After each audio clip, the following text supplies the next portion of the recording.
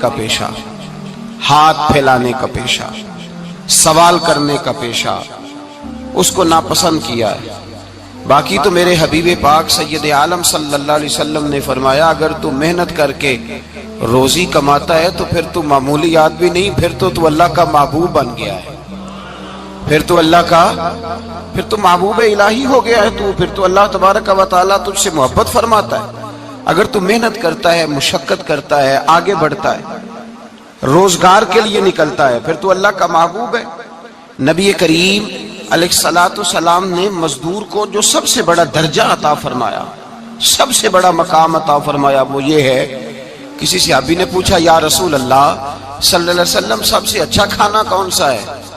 تو حضور نے فرمایا وہ کھانا جو بندہ اپنے دو ہاتھوں سے مزدوری کر کے کھاتا ہے، وہ کھانا سب سے اچھا ہے۔ فرمایا اللہ کے نبی حضرت داؤد علیہ السلام اپنے ہاتھوں سے مزدوری کرتے، اور پھر نبی کریم سید عالم صلی اللہ علیہ وسلم نے جو دین ہمیں عطا فرمایا، اس دین کو حضور نے کوئی پنڈتوں اور جوگیوں کا دین نہیں بنایا کہ تم بس غار کے اندر چلے جاؤ اللہ اللہ کرو میری طرف دیکھیے گا، یہ نہیں فرمایا کہ تم بس ٹھیک ہے آ جاؤ مسجد تسبیح پکڑ لو کوئی اور کام نہ کرو، بلکہ حکم دیا ہے کہ کسب معاش کرو، محنت کرو، جد و جہد کرو، ہاتھ ہلاؤ۔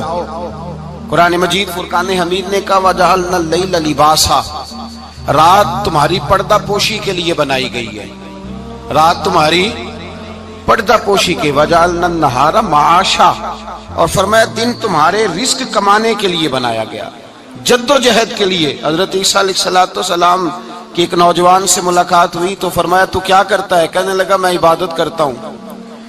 تو فرمایا کھاتا کہاں سے ہے؟ کہنے لگا میرا بھائی کمائی کرتا ہے تو وہ مجھے اس میں سے حصہ دیتا ہے۔ تو آپ فرمانے لگے پھر تو عبادت گزار نہیں، تیرا وہ بھائی تجھ سے زیادہ عبادت گزار ہے، جو تیرے لیے یہ بندوبست کرتا ہے، جو تجھے یہ جد و جہد کر کے دیتا ہے وہ تیرے لیے۔ حضرت عمر فاروق رضی اللہ تعالیٰ عنہ نے اپنے دور خلافت میں شوق دلایا صحابہ کو، محنت کرنے کا شوق۔ ہمارے معاشرے کے اندر لوگ دوسرے کی کمائی پر وقت گزارنا چاہتے ہیں، دوسرے کے مال پر نظر رکھتے ہیں، مجھے کچھ سسرال سے مل جائے، کچھ مجھے رشتہ داروں سے مل جائے، کچھ مجھے دوست احباب سے مل جائے، کچھ مجھے باقی جگہوں سے مل جائے۔ لوگ مختلف جگہوں پہ نظر رکھتے ہیں اور مختلف ہیلوں اور بہانوں کے ساتھ دوسرے کا مال ہڑپ کرنے کی کوشش کرتے ہیں۔ میرے حبیب کریم علیہ السلام نے توجہ دلائی صحابہ کو، مزاج عطا فرمایا۔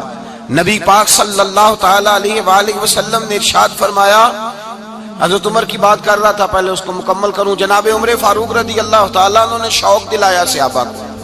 تو ایک دن آپ گزر رہے تھے تو ایک صحابی وہ درخت لگا رہے تھے، اپنے ہاتھ سے درخت لگا رہے تھے۔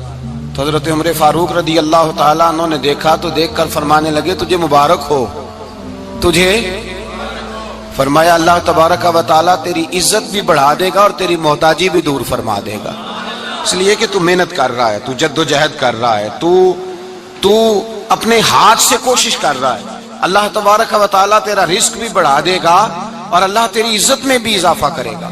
نبی کریم علیہ السلام نے فرمایا عدل کرنے والے بادشاہ کے ساتھ جو آدمی جہاد کے لیے نکلے اس کا دین میں سب سے بڑا درجہ ہے، عدل کرنے والے حکمران کے ساتھ جو جہاد کے لیے نکلے اس کا سب سے بڑا درجہ ہے۔ فرمایا میرا وہ غلام جو صبح سے لے کر شام تک ایک دن رزق حلال کے لیے محنت کرتا ہے، فرمایا ایک پورا سال عدل کرنے والے بادشاہ کے ساتھ جہاد کرنے سے اللہ ایک دیہڑی لگانے والے مزدور کو زیادہ ثواب عطا فرمائے گا، اللہ اسے زیادہ اجر دے گا، اس لیے کہ وہ جد و جہد کر رہا ہے، وہ کوشش کر رہا ہے، میدان عمل میں نکلا ہوا ہے۔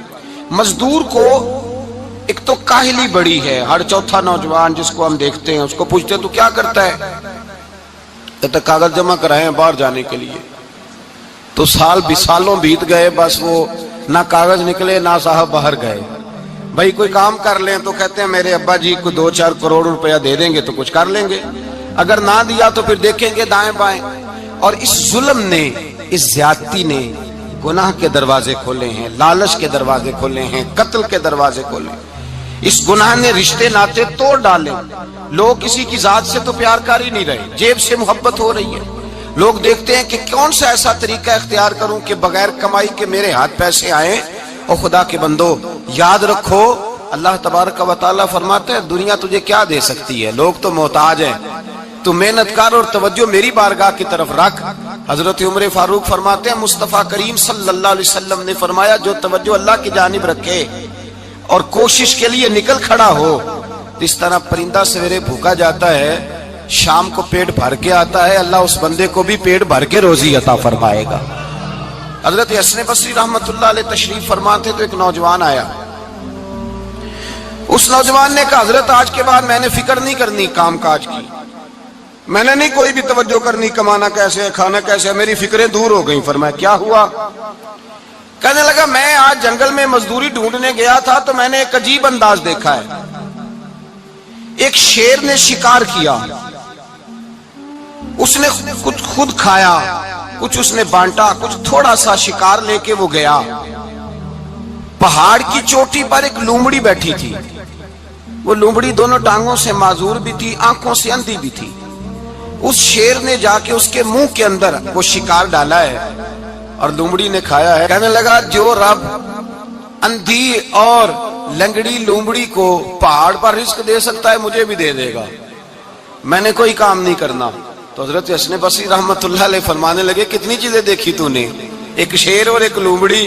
فرمانے لگے تو نے لومڑی بننے کا پروگرام بنایا, شیر بننے کا کیوں نہیں بنایا؟ تو شیر بننا, خود بھی کھا دوسروں کو بھی کھلا, تو نے لومڑی بننے کا پروگرام بنایا ہے. مزدوروں گویا حضرت حسن بصری فرما رہے ہیں کہ مزدور لومڑی نہیں ہوتا, مزدور تو شیر ہوتا ہے. مزدور تو یہ تو شیر ہوتا ہے, شیر. اس کا مالک جو جس نے اس کو دیہڑی پہ رکھا ہے وہ بھی مزدور کی کمائی کھا رہا ہوتا ہے, وہ بھی مزدور کی. تو مزدور تو شیر ہے, انہیں سر جھکا کے نہیں جینا چاہیے, انہیں سر اٹھا کے جینا چاہیے. یہ تو بڑے قیمتی وجود کے لوگ ہیں جو مزدوری کرنے نکلتے ہیں, ان کے کچھ حقوق ہیں, کچھ حقوق. ہمارے حکمران بھی حقوق کا تعین کرتے ہیں, کہتے ہیں 15,000 سے زیادہ یہ جو بجٹ آیا ہے نا اس میں 15,000 سے زیادہ, کہتے ہیں مزدور کی تنخواہ 15,000 ہونی چاہیے. کتنی جی؟ 15,000 سے کون سا گھر چلتا ہے؟ ویسے مولویوں کی بھی اتنی ہے, اور میرے خیال ہے کم مولویوں کی 15,000 ہے, 10 کے قریب ہی ہے. اور اس کو بھی کہتے ہیں کہ تو بڑا کھاتا ہے, ارادہ ہے عید کے بعد تجھے چھٹی کرا دی جائے, بڑے خرچے ہیں تیرے مولوی. 15,000 روپیہ تنخواہ مزدور کی, گزارا ہوتا ہے؟ آؤ میں تمہیں وہ اس بارگاہ پہ لے جاؤں جس نے سب کو شان عطا فرمائی ہے. حضرت ابوبکر صدیق رضی اللہ تعالیٰ عنہ خلیفۃ المسلمین بنے. خلیفہ بنے تو سویرے جس رات خلیفہ بنے سویرے سر پہ ٹوکری رکھی, منڈی کی طرف جا رہے ہیں. حضرت عمر فاروق رضی اللہ تعالیٰ عنہ مولا علی شیر خدا کو کسی نے بتایا کہ وہ تمہارا خلیفہ تو جا رہا ہے مزدوری کرنے, وہ تو جا رہا ہے کمائی کرنے. حضرت علی شیر خدا مولا کائنات جناب فاروق اعظم دونوں نے رستے میں روکا کہ ابو بکر کہاں جا رہے ہو؟ فرمانے لگے کام کرنے جا رہا ہوں, مزدوری کروں گا, منڈی میں جاؤں گا, تجارت کرتا تھا اس کو جاری رکھوں گا, بچوں کا پیٹ بھی تو پالنا ہے. اب تمہاری حکومت کے پیچھے بچے تو نہیں نا بھوکے مروا لینے, میں نے کچھ کرنا تو ہے. حضرت عمر کہنے لگے چلا آ کے بیٹھ, ہم صحابہ کو اکٹھا کرتے ہیں اور مال غنیمت سے تیرا وظیفہ لگاتے ہیں, آپ کو وظیفہ ملے گا ماہانہ. تو آپ بیٹھ کر کے مسجد میں تو ڈیوٹی کریں. بیٹھ گئے, مشاورت ہوئی تو حضرت ابوبکر صدیق رضی اللہ تعالیٰ سے پوچھنے لگے جناب بتلائیے آپ کا کتنا وظیفہ لگایا جائے؟ تو حضرت ابوبکر صدیق فرمانے لگے اتنا لگا دو جتنی ایک مزدور کی تنخواہ ہوتی ہے. تو ایک صحابی بول کے بڑے میٹھے اور دھیمے لہجے میں کہنے لگے ابو بکر اگر تیرا گزارا نہ ہوا تو, اگر تیرا گزارا نہ ہوا تو. حضرت ابوبکر صدیق فرمانے لگے اگر میرا گزارا نہ ہوا تو میں مزدوروں کی تنخواہوں میں اضافہ کر دوں گا, اگر مزدوروں کے گھر چلنے لگیں گے تو میرا بھی چلے گا, میں ان کی تنخواہیں بڑھاؤں گا صرف اپنی. تو مزدور کے حقوق کا تعین کیا. سب سے پہلے تو میرے نبی پاک علیہ السلام نے منع فرمایا, فرمایا جس کو مزدوری پر رکھو پہلے اس کے ساتھ اجرت طے کرو. حضور صلی اللہ علیہ وسلم نے فرمایا جب تک اجرت واضح نہ ہو جاؤ کسی کو کام پر, جب تک اجرت واضح نہ ہو جائے, مکمل نہ ہو جائے کہ کیا دینا ہے, طے کریں.